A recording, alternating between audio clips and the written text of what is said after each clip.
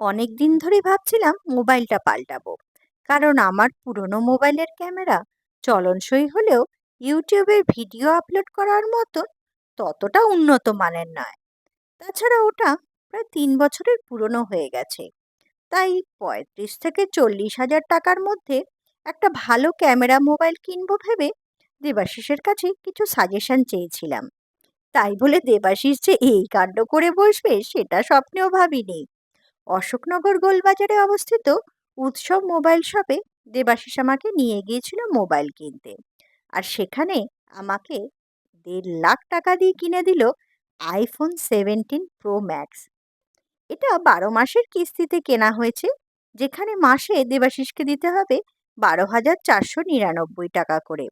আর down payment দিতে হয়েছে প্রথম কিস্তির সাথে আরও 501 টাকা, অর্থাৎ মোট 13,000 টাকা।